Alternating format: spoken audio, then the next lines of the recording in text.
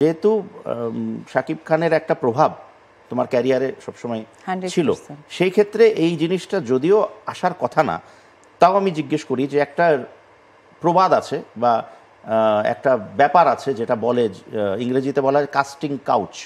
কোনো প্রযোজক বা পরিচালক দ্বারা বা কোনো প্রভাবশালী ব্যক্তির দ্বারা একজন নায়িকাকে বা একটা মেয়েকে এটার সম্মুখীন অনেকের ক্ষেত্রে হতে হয়। তো এই সাহসটা কি তোমার ক্ষেত্রে কেউ করেছিল কোনোদিন, যে কোনো কুপ্রস্তাব যে তুমি চলো 2 দিন একটু কক্সবাজার ঘুরে আসি, তৃতীয় দিন সাইন হবে ছবি? না দাদা, আই এম সো লাকি, এটা আমি শুনেছি, কিন্তু মানে আমি শোনাটাও কখনো বিশ্বাস করিনি। কারণ আমার কাছে মনে হয় যে এটা তো ইন্ডাস্ট্রিতে আসলেই হয় না। আমি তো দেখিনি, আমিও দেখিনি দাদা। তোমার ব্লাড হচ্ছে কি সিনেমার, কারণ কাকা বাবু ছিলেন কিন্তু সবচেয়ে নামকরা একজন ডিরেক্টর, দিলীপ বিশ্বাস।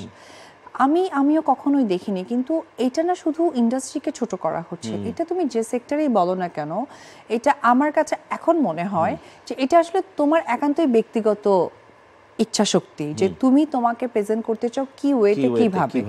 এই যেমন ধরো আমাদের সাংসারিক জীবনের মধ্যে সামাও কোনো ছায়া তার ব্যাডলি প্রেজেন্ট করে আমাদের সুন্দর সম্পর্কটাকে ডিস্টেন্স করানোর চেষ্টা করেছে।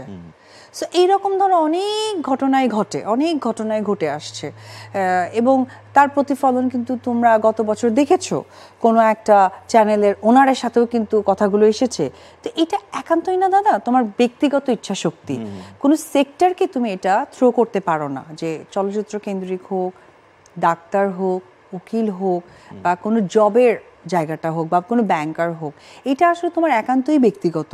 কোথায় আমাকে নিয়ে তো এরকম কিছু হয় না, কিন্তু আমার ব্যক্তি জীবনটাও ডিস্টেন্স করে দিয়েছে সামহাও ইচ্ছা শক্তিটা প্রয়োগের কারণে, এবং একটা চ্যানেলের ওনারকে নিয়েও কথা এসেছে, সেটাও কিন্তু ব্যক্তি জায়গা থেকে। তো এইটা ডিপেন্ড অন তুমি কি করতে চাও, কি হতে চাও, আর কিভাবে নিজেকে প্রেজেন্ট করতে চাও।